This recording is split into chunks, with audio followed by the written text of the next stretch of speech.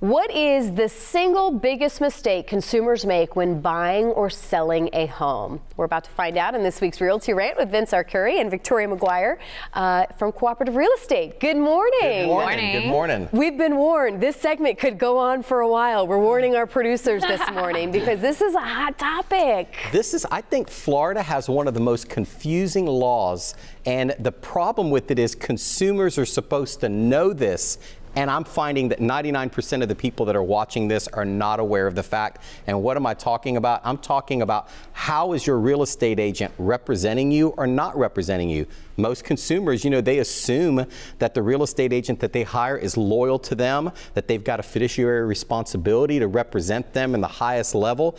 But in Florida, it's very unique. If you don't ask your real estate agent how you're being represented and they don't bring it up, you are assuming this transactional or neutral relationship with your real estate brokerage. So there's two different ways you can be represented. Right. What are those two different ways? What are the answers that we need to be looking for? Well, there's two. It's called transaction broker, and then there's a single agent. So the transaction broker is the one that we're assumed to be unless you ask. If you do ask, you can be represented as a single agent, and then you have additional duties that are required of the agent from you of confidentiality and loyalty and obedience.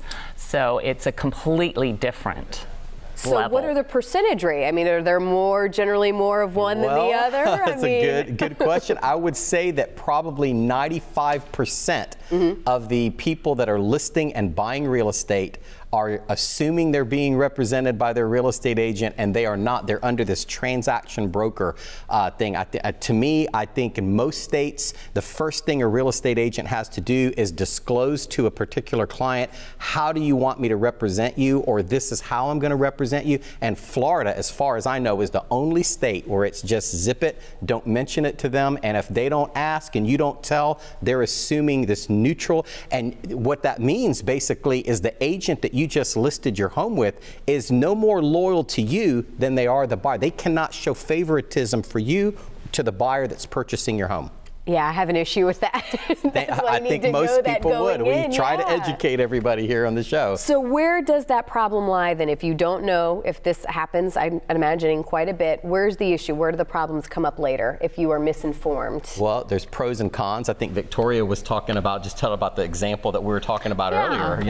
I mean, there are pros and cons to both. I mean, it's not necessarily a bad thing to be represented as, a transaction broker. That means basically they're working for the transaction. They're trying to make it work for both sides, but they are neutral. They cannot disclose to you, for example, if the buyer was willing to pay a little bit more money, they can't. Well, that's my biggest issue is if I know what my the highest I can go at, I don't necessarily want my agent saying what my high point is. Yeah, I could get, this in a everyday example. I mean, you can't be any more loyal to the other person. So if you know that buyer would pay a little bit more and the seller's willing to accept it, and you're a transaction broker, you're just going to sit there and watch that person sign that document knowing that they're leaving money on the table.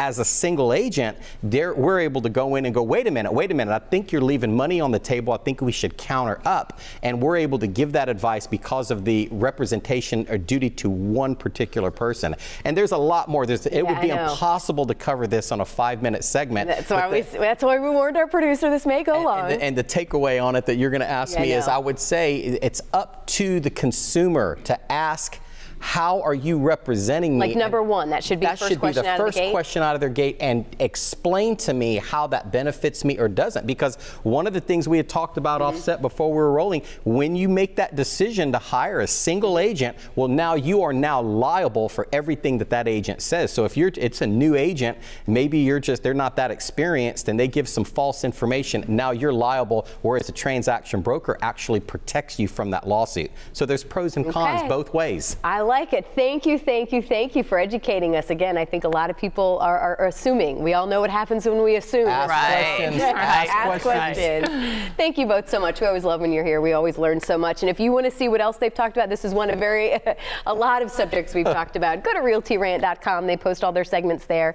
Also, pick up the phone, give them a call. They'd love to hear from you as well. Thank you both so much. Thanks. Thank you.